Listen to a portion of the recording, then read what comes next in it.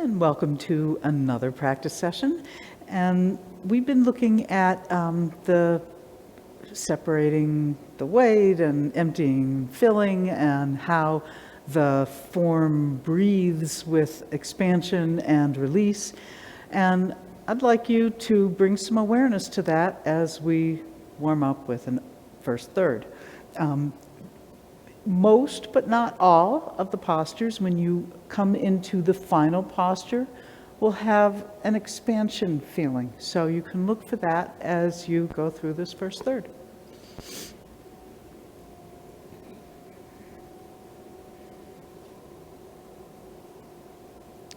And begin.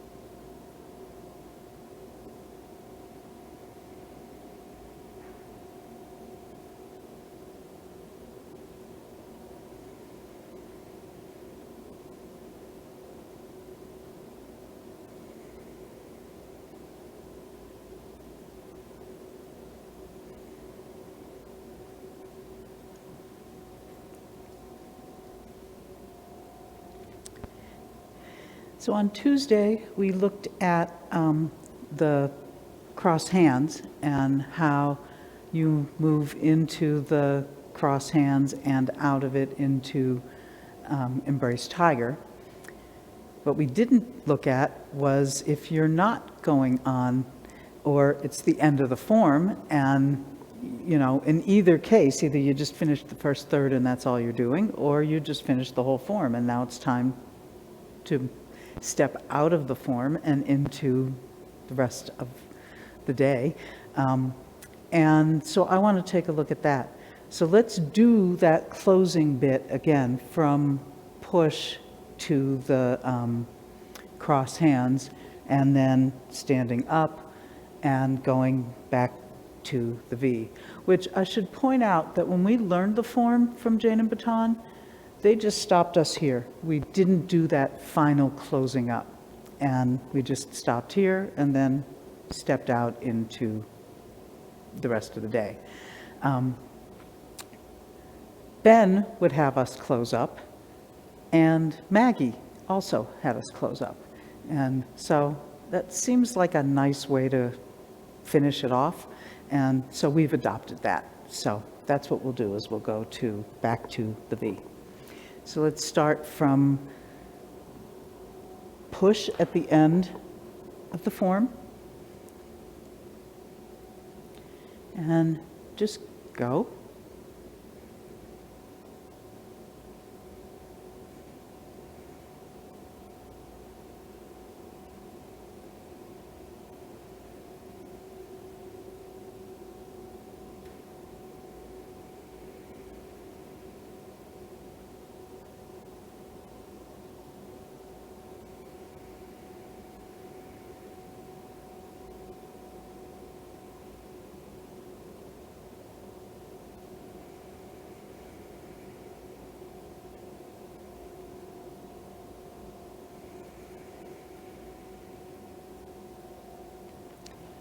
Let's do that much again.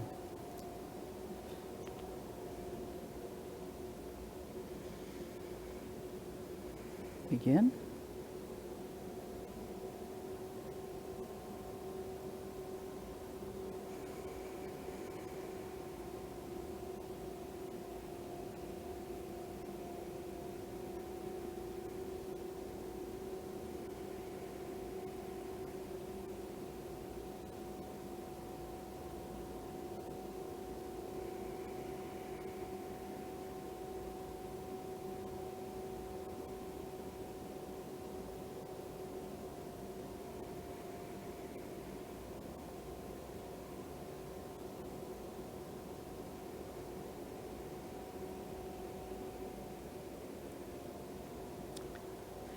And one more time. This time I'm going to do it so that I end up facing the camera. You've got Lee going the other way. So, begin.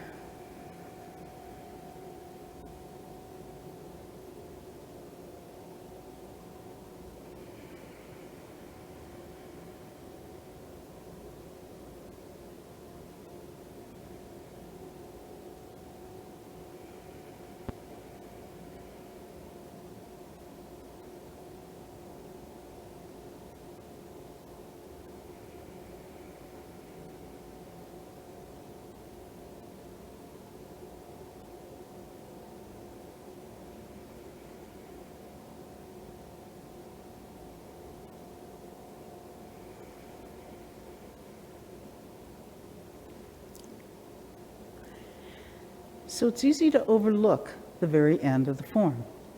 You just made your way through it, get to somewhere around here, and you just kind of go through the motions, la-di-da, into your day. But actually, you're still doing the form. So you should still have that level of awareness, that level of feeling the movement through the whole body, all that stuff. And in fact, one of my favorite quotes from Wolf Lowenthal is that the most important step you take in the form is the one you take when you finish the form, so that you enter the world still with that level of awareness, that level of feeling everything around you, feeling what's happening inside you, and you carry that with you. Because the form isn't just something that happens when you practice it. Okay, check, did my form, done, and now I just, go off into my day and I don't pay any attention to how I'm experiencing the world, how I'm interacting with the world, how I'm feeling my own body, all that stuff. That's kind of the point, is you do this practice so that it becomes part of you, and that's what you carry with you into the day. So I want to spend a little time actually focusing on how that ends, and I hope bring more awareness to all that, so that you're still doing Taiji when you finish.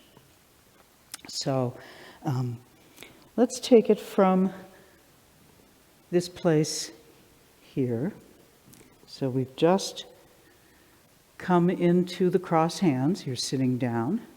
And now let yourself be in both feet as front legs coming up into you. You know, you're holding yourself up in both legs. And you're going to stand up. And remember that you release and then fill to come up to this place. So let's just sit back down, bending your hip joints, keeping your body upright, feeling yourself fully connected through your legs. And as you release into your feet, let that filling happen through the whole body so that you fill up from inside, not from pushing off your feet. Let's do this piece again. Jane used to do this with us over and over again, where we'd just go up and down and up and down. And it's a really nice place to work. So let's do it once where you push up out of your feet so you get the feeling of the difference. So come up by pushing up. And feel how that actually has a sense of disconnect. So sit back down and release so that you fill, but keep that connection in the ground. And that filling comes from inside, filling up the whole body. So now how do we get out of here? You're going to release into your left leg. As you do that, you shift and turn. Shift to the right leg now, and let that provide another filling that you can release to bring your other foot in. And then, of course, we need to fill again. And from here, then you can release down to the ground and feel your feet.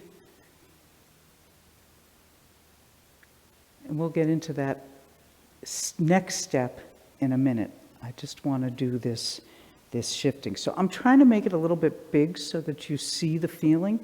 But one of the things that happens from here is as you release, it sends you through the left leg and frees the right leg at the same time that you turn and let that pivot your right foot. It's, you know, when you first learned it, you probably just sat into your left leg and turned your right foot out. That's what we told you to do. That's great.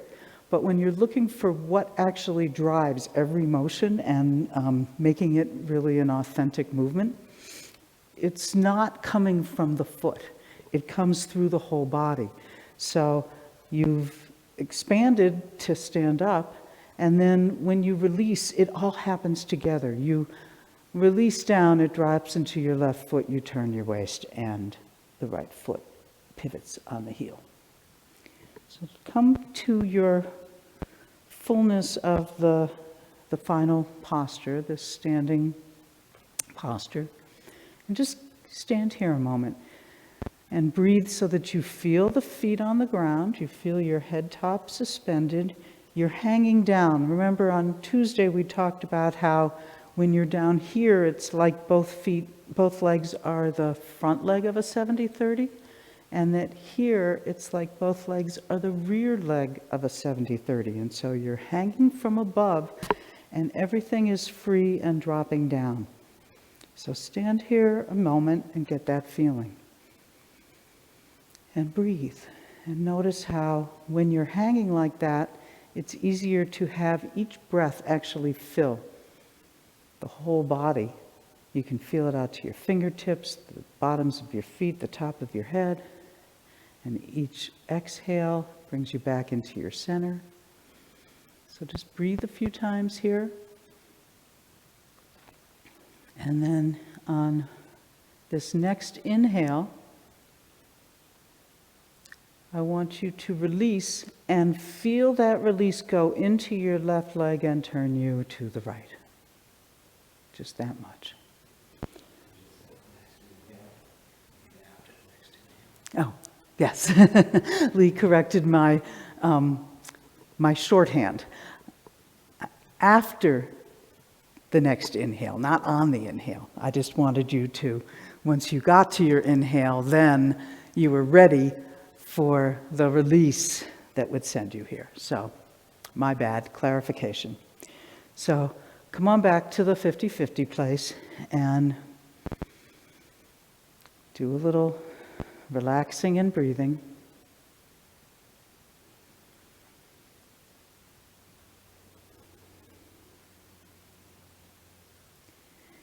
And the next time you inhale, let the release move you, right? Because we can stand here and not have the release move you.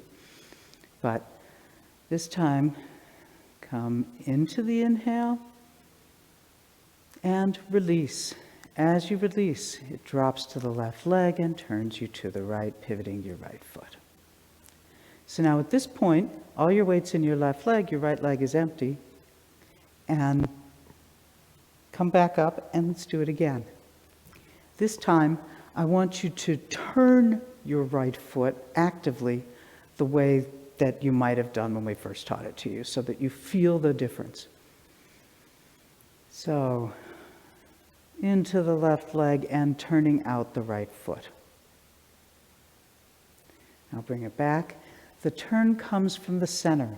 Everything comes from the dantian. All movement comes from the dantian. So the movement in your right foot at the end that turns it out comes from the center. So I want you to really feel that sensation that you drop into the left, the body turns, the foot turns. Now go ahead and shift into it. But you're not heading toward that foot, you're coming back toward the front. Let that fill you. It'll bring your foot up to the ball, the empty left foot.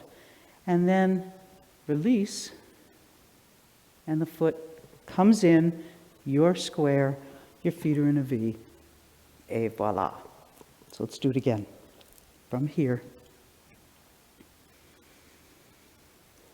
Feeling your feet on the ground, the head top suspended. Your legs are like the rear leg of a 70-30, both of them. You're hanging down from above. Everything is nice and open. And release. Dantian turns, right foot turns. Come into your right foot. Let that expand and release. And come up into both feet. Let's do it again. Notice that it's easy to overturn your feet and end up almost in a plie at the end. So you want to be aware of how much turn is the right amount of turn. And it's going to be driven from the dantian. You're not going somewhere, you're just letting that turn spiral through you and play out down into your foot. So just do that much, the dropping into the left, spiraling to the right, and having it turn your foot. And then just take a look at where your foot ended up, because it's really easy for it to go a little bit too far. Come back. And spiraling down into the left, letting that play out into your right foot. Then come into the right foot.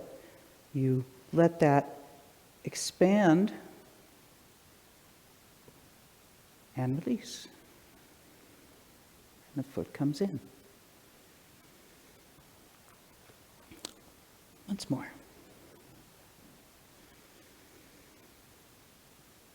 And spiraling into the left, right foot turns, come up into your right leg, and release.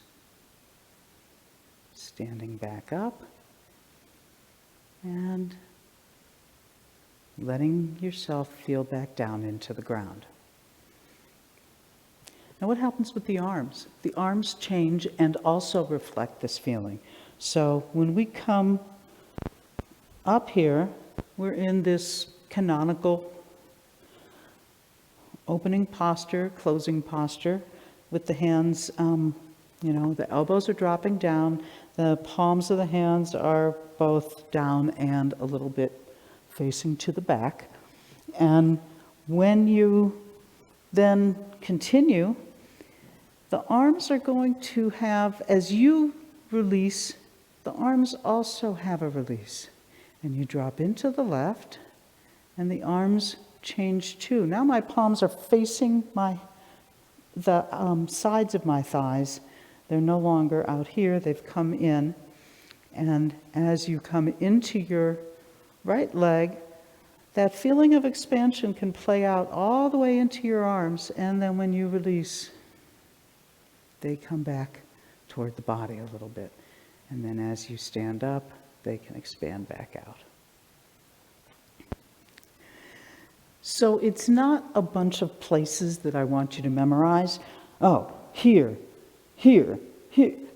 It should be natural. I don't want to say exactly where they need to be because they need to reflect what's happening inside. I'm trying to make it a little bit big so that you see it, but as you stand here, feel the difference. Stand like this and feel what that shape feels like. And then release and feel how just letting it go through your arms as well as your foot changes your arms. Not that you're changing them, but that there's just the bellows actually plays all the way out through you. So as you release, the arms release. As you fill, the arms fill. As you release, they change again. As you stand back up into a full posture, they still change. So that quality is not something I can prescribe. All I can do is tell you basic idea. They change orientation. But I want you to do it in a way that feels natural. If you're doing it, it's not natural. So let's do it again and just see what happens. Try to feel like it's a natural response to the whole body inflating and releasing. Now, get yourself in the position you've just come up to and release. We'll just run through it without going slowly and just feel what happens naturally.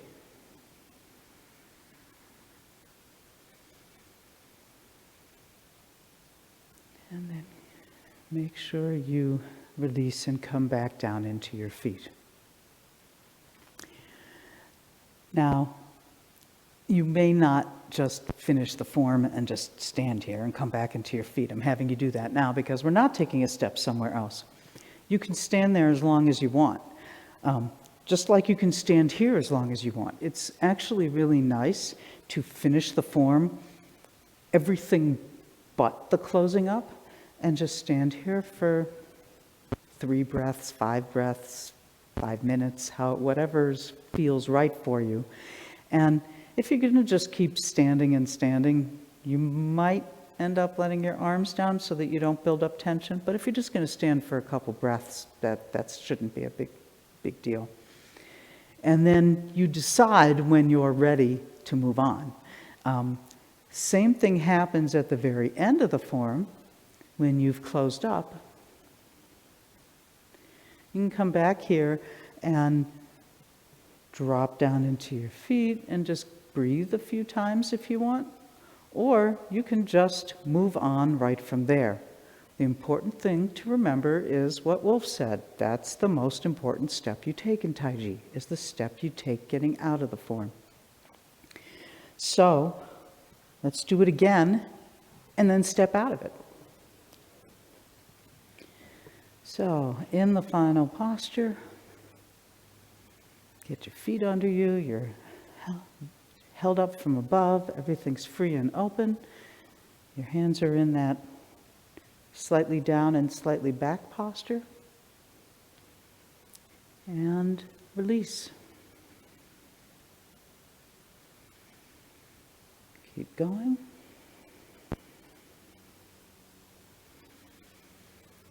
You inflate and you release consciously, moving into your day.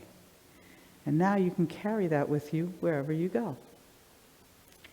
So let's do another first third and bring some awareness to how we close up, as well as everything in between on the way.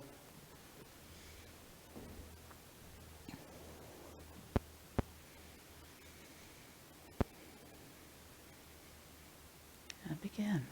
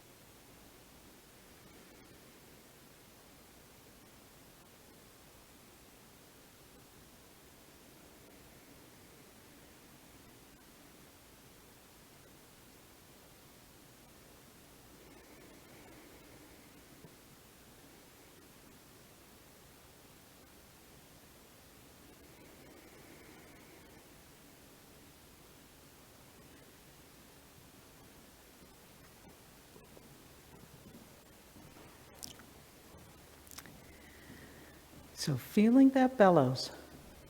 He's going to do some more work with us right now. Let's do some more. So there's a couple things that Beth said that went by quickly and I think are worth reviewing some more. And then I'm going to go to the opposite end of the form and look at the very beginning, which is just the same as the end. And so it's worth going through that. And so she talked about when you're in this opening posture and you turn your foot out, that you'll be very likely to turn the foot out too far. And so, when you first learn the form, we teach it to you externally. We teach you the choreography and the moves and the places you're supposed to go. And so guess what? Of course, that's what you do. And the problem with doing the externals is that we always use force. All of us do. And when we use force, we're not listening. And when we aren't listening, we do too much. And so the way you learned this, and I want to do this again, let's take it from this final posture. And what you do is you shift to the left, turn to the right. Right? And what you're trying to do is you're trying to turn your right foot out.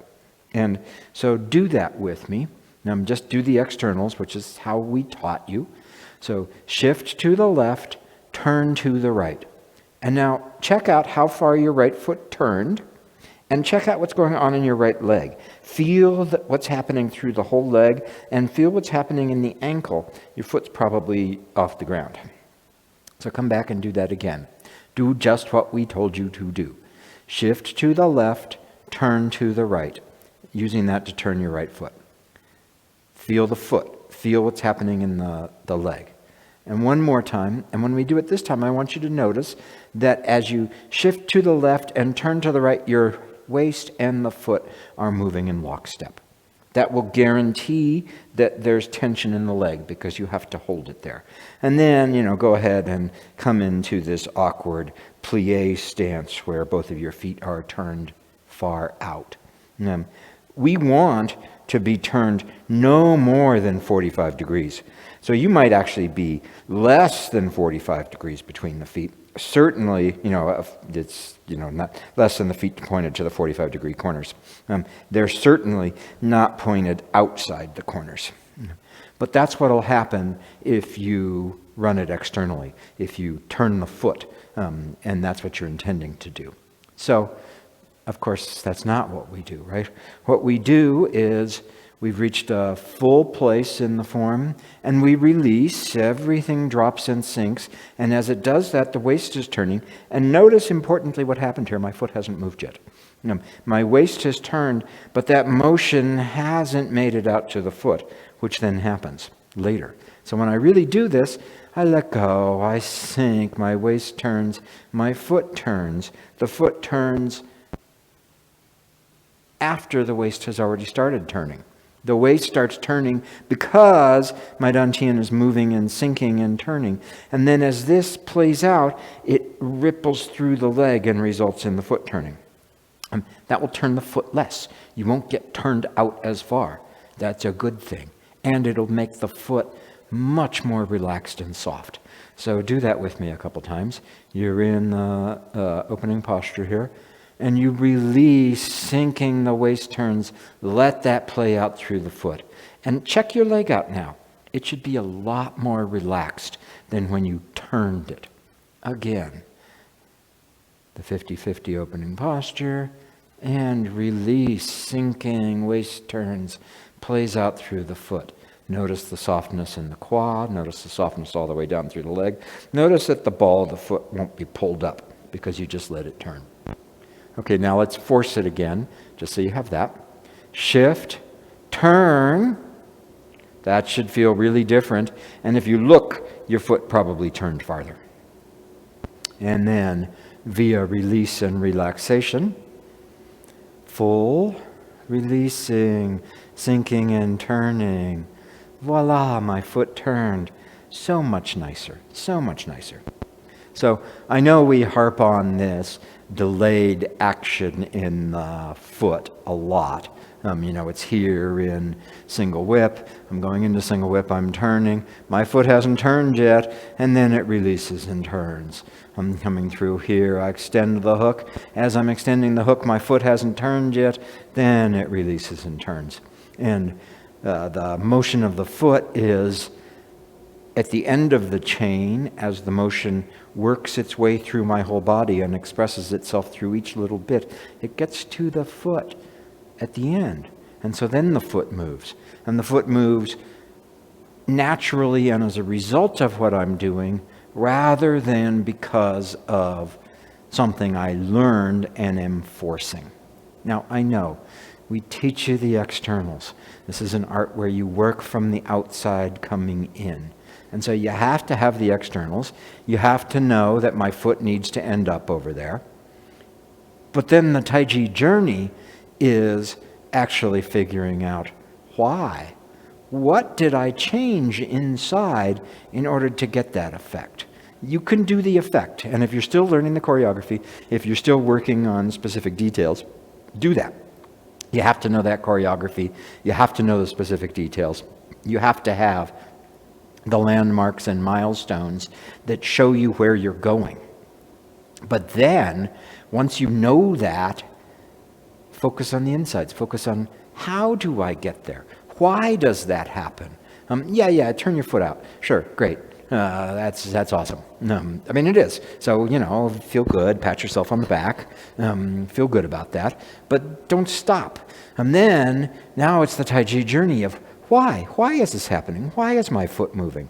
And as you start working on that, everything gets a lot softer. The moves actually get bigger because they're bigger on the inside. There's more happening on the inside. It becomes really a lot more interesting.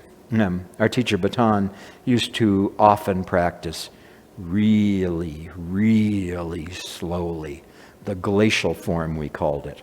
And people would ask him, why do you go so slow? And Baton would say, because there's so much to do. And if you're working externally, there isn't all that much to do. When I'm here, I shift and turn. There isn't all that much to do. And the astute observer will see that my foot turned too far when I did that. So working externally, I didn't even get it right. But this goes fast. Shift and turn. When you're working internally and it's, I'm full, I release, and as I do that, I'm sinking, and my waist is turning, and a potential is developing in the leg, which then allows it to play out to the foot. That's a lot more going on, and so it can take longer. So why do you go so slow? Because there's so much to do. No. So go ahead and let yourselves have that. No. So let's do that again from the push all the way through to the end. And I want you to notice all of the delayed actions. As I sit back and turn, oh, look at that, that foot didn't turn right away. Because for it to turn right away means I activate the leg and I use tightness. And when I get here then, it's going to be basically impossible to have that leg empty, as opposed to sitting back and turning, oh, then the foot comes with me. Empty. Shifting. This foot, right foot, then needs to pivot on the ball as it comes back. Versus pivoting it on the ball, which again, then the leg has tension in it. It'll be almost impossible to pick it up. So you want to be, light, easy to move. So take it from the push all the way through to the end. I'll face so that I end up facing the camera. Beth will face the nominal direction from when we do the form. And give it your time and really watch for the feet making all of the motions, because that's the result of the internal changes, rather than because that's an external checkpoint or milestone that you try to force. So push at the end of the form, sit back and turn. Oh, then the left foot comes with you. Shifting. Oh, then the right foot pivots. Step. Fill into cross hands. Release. and feel yourself hanging from above. Let go, sinking. Oh, it plays out to the foot. Filling, pulls the left foot off the ground, and release, feet come together. Fill, feeling the ground, feeling your whole body, and let go and step. Again, I won't talk. From the push, and go ahead.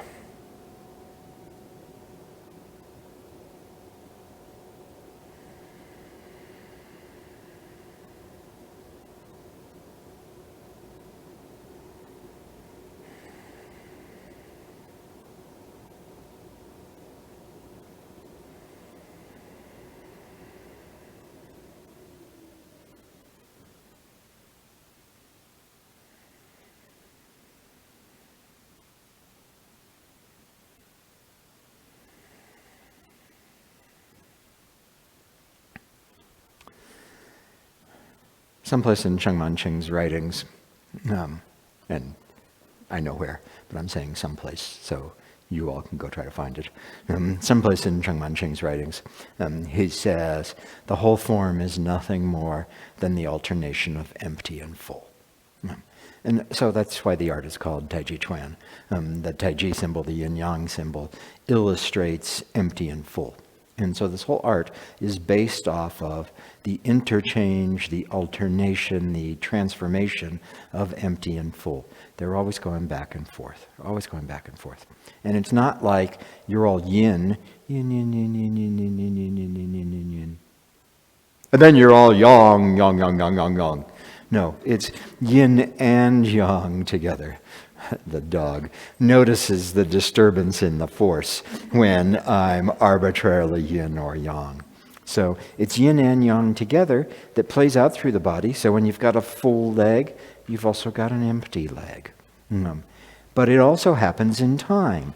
The form has life to it, and it expands and it releases and contracts. And you can't force that. And it's important not to force your breath to match it. As you relax, as you let the shapes of the body actually go through their natural changes, you'll find that those shapes will influence your breathing. So you want to let the shape of the body, as the body opens and expands, there's more space for your lungs, and so the air will come in. As the body closes and contracts, there's less space on the lungs, the air will go out. So that's a natural process that will happen, but it's really important that you not force it. So, you can deduce breathing patterns from the work that we're doing here. You'll notice that by and large, we are not giving you explicit breath instructions. And the reason is that if we do that, you'll force it. And you'll say, oh, I know I'm supposed to be breathing in here. And so you'll be doing the form, and everything will be flowing along really nicely. And you'll get to a place, and you'll realize that you're on the wrong in-breath or out-breath. And so then you'll stop, or you'll hold your breath, and you'll try to make it match. Don't do that.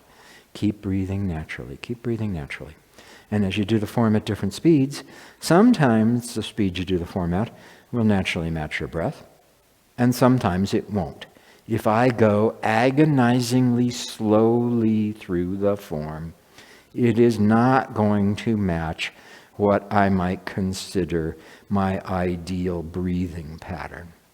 Now, that doesn't mean that I shouldn't still have the interchange of empty and full, because if I don't have the interchange of empty and full, then I'm not doing Tai Chi. So, and that's actually one of the clues for, are you going too slow or are you going too fast? When you go too slow, it can become stagnant and you won't be able to achieve the interchange of empty and full. If you go too fast, you can rush, you can miss some of the, why do you go so slow? Because there's so much to do. You can miss some of the what there is to do. You won't have the interchange of empty and full. It's not Tai Chi.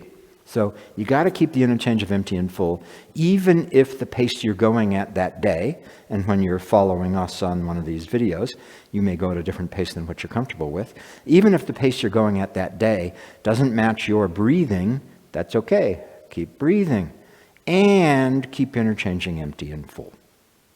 So that's the important piece, interchanging empty and full. And that can happen with the breath or without the breath, being perfectly matched. And that's okay. Interchange of empty and full is important. The other thing about it is when we're doing this at the end, as we expand, we tend to come up. And as we release, which will often be on an exhale, as we release, we tend to go down, right? So, I'm here at the end, I've come through to cross hands, and I release, which drops a little bit. And now as I fill, I come up. And then I'm at the end, I release, which drops. And as I fill, I come up. And then I release, and I fill, and then I release and fill and carry on with my day. Expansion doesn't only happen up and down. Expansion happens in all of the dimensions. And so Ward-off illustrates that. So do ward-off with me. We'll take it right here from the very start. La-di-da, we just did the opening move. Okay, turn, ball of air, shift and step. As you come forward, right about when you hit the 50-50, this is small, everything is small. And now as you come into the final posture, it expands, not rising. So watch for a second, then we'll do this again. Right? I could do ward off like this.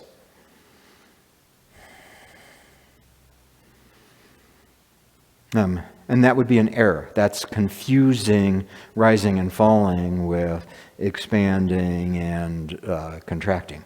The expansion can happen multiple ways. So even as when I'm stepping here and getting small, there's a sinking. From here, there isn't a rising. I'm not coming up.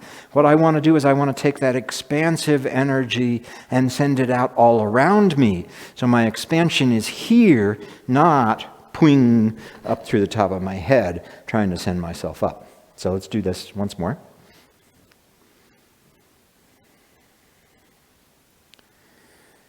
Ball of air and shift, step, and feel yourself going to the contracted place. And now as you come into the move, expand all around you. And feel in the final posture here, feel that there's an expansion forward. There's an expansion backwards too. Don't forget your back. Feel all the space all around you to the sides. And ward off is very, very full. No tautness, no tightness, but very full, an expanded balloon. Great. Take a break. Okay, so I promised I would look at the very beginning a little bit. And so let's do that. Let's just run through with from the very beginning a couple times. I'll keep facing you. Beth's your cue for the direction you are. Start in the V. And just like at the end, let yourself breathe and feel that work its way out through the whole body, particularly in the arms. As you breathe in, the chest will expand and that motion will go out in the arms. And as you breathe out, let go and let the arms just fall. Now this isn't, you're not trying to flap your wings. Just let and if the expansion in the arms is very small, great. Breathing in, feeling it expand. Breathing out, just letting go. Now the very first thing we do is from an inhale, release on the exhale and drop and let that buoy your other leg and step. So there's various ways we step. There's the stepping where you've created tautness and then you release it, like we do in the hero stroll, where I come forward and there's a dynamic tautness all the way through the rear leg, not muscles, in the connective tissue, and then I release that and I allow the foot to step. There's bathtub style stepping where you get down in the bathtub and the water level goes up. This is bathtub style. So I'm going to sink, and as I sink, I let go of my left leg entirely, and I let that knee float. So the knee is the bathtub water, the sinking is me going into the bathtub, and the knee floats up. This will help you actually let that leg go, because the other thing that happens is you sink, and you've still got something in that leg, and then you have to pick it up and move it. So sink into the right leg, let the left knee float, and follow that motion to the side. So do that with me a couple times. We fill and we empty. We fill and we empty. We fill on the exhale, sink. Left knee floats, foot steps, and follow it down into the other leg. Release into both feet and fill. Now, you're going to have various patterns of how you shift and what happens there. One of the things about the alternation of empty and full is that it will change over time. As you get more skilled at it, you'll be able to do more on one cycle of empty and full. When you're first working it out, you may need a whole bunch. It's like pumping something. And so that's okay. That's another reason this doesn't match exactly to your breath.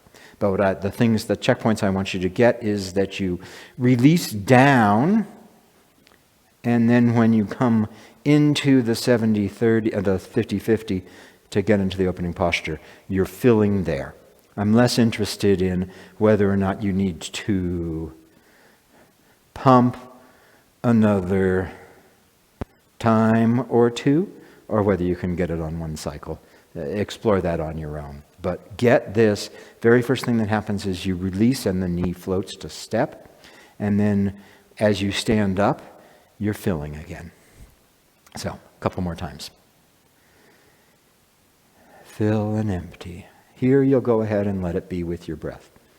Once the form gets more complicated, you may not be able to keep that going. And so that's okay.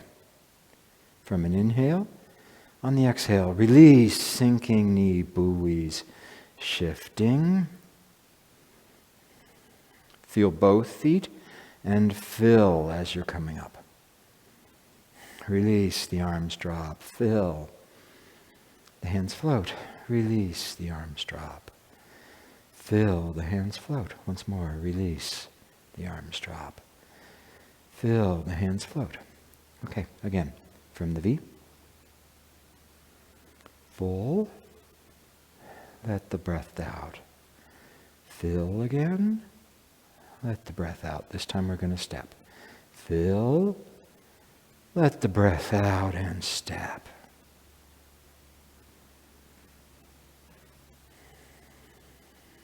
Both feet fill as you come into the opening posture. And once more. Breathe a couple times, feeling the alternation of full and empty.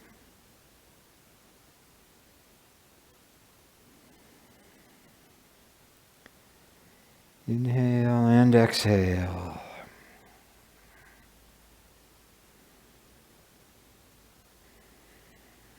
Feel both feet and fill as you're coming into the opening posture. Exhale, the arms relax. Inhale as the arms come up. Exhale as the hands come back to the body. Inhale as the fingers point up. Exhale as the hands go down. Fill and release. Just standing here. Fill and release. This time we'll move on. Fill and release. Small in the middle, expanding out in every direction to get to ward off. Take a break. So Beth likes to say this a lot, and it's because it's true, which is we start moving on the release. Now, most postures finish on a fullness. Some don't, and so your homework assignment is to figure out which ones don't. But most finish on an expansion. And then you release to get yourself to move on to the next posture. So push, right? So I'm coming through here. I've filled, and then I release, and that starts me moving on to whatever's next. So by and large, the final postures are a fullness and expansion. A notable exception is squatting down. The final posture is smallest of the small, and then you expand. And there's a handful of others.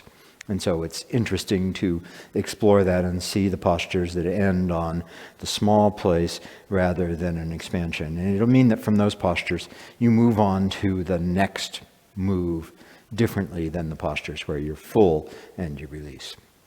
This is different from when we hold postures. When you hold postures, you won't have this because you're statically stopping. Holding postures is a great practice, and we do plenty of that, but it's different than this stuff. So the specifics that I want you to have is I want you to release when you first do this to step, and I want you to fill as you come up here, and then you do the opening move. And I want you to release when we go into the next one. So that you start from the opening move, you're full, and then you let go, which sets everything into motion, and you follow that into the ball of air, smallest of the small, expansion in every direction. So let's do that opening bit a couple times, and then we'll do another first third, and we'll call it a day. And you'll, importantly, when you finish this first third, remember to enter the world carrying your Tai Chi feeling with you. So, from the V at the very beginning, and let yourself breathe a couple times. Watching the alternation of empty and full, expansion and contraction. And then on one of the exhales, let go and let that float your foot. When you get 50-50, fill into the opening posture. Do the first move.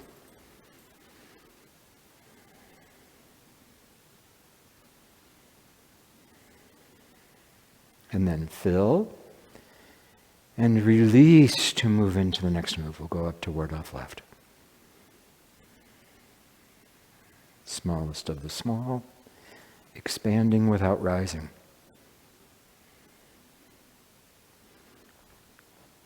Again, from the V, breathing a couple times. After an inhale, let go, and that sets you into motion.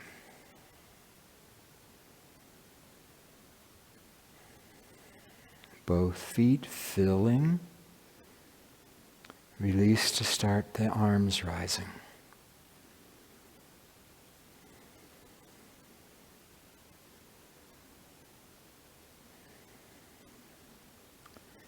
Fill and release to start moving. Smallest of the small, expanding. Hold it in word off left here a second. And feel how even in this holding this posture, you can still have the bellows working. Filling and releasing, even if you don't go anywhere.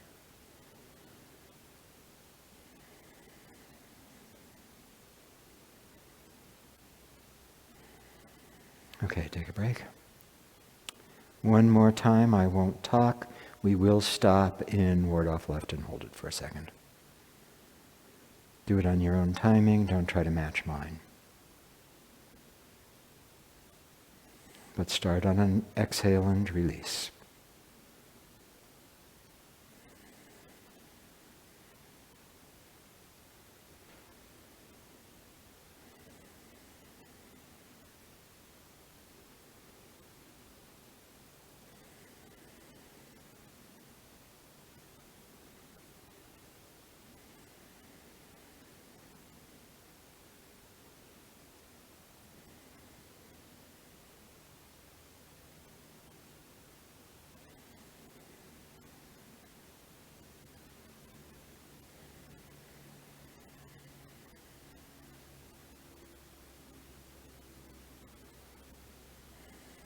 In word off left, feel that the bellows is still active,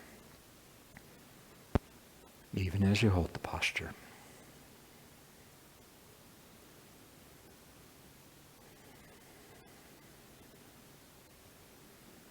Okay, take a break. Let's do one more first third. We'll start. We'll do all the moves. We'll finish. And then we'll take the most important step.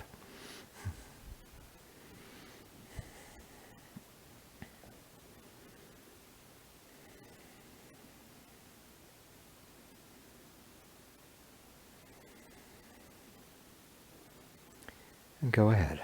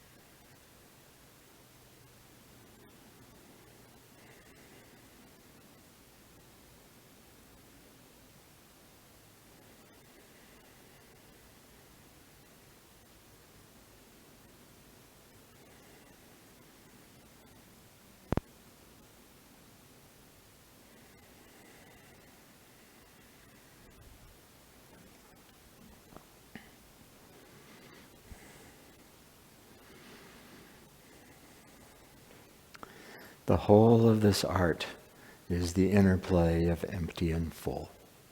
If it were just a series of external moves, it would not be worthy of the name Tai Chi Chuan.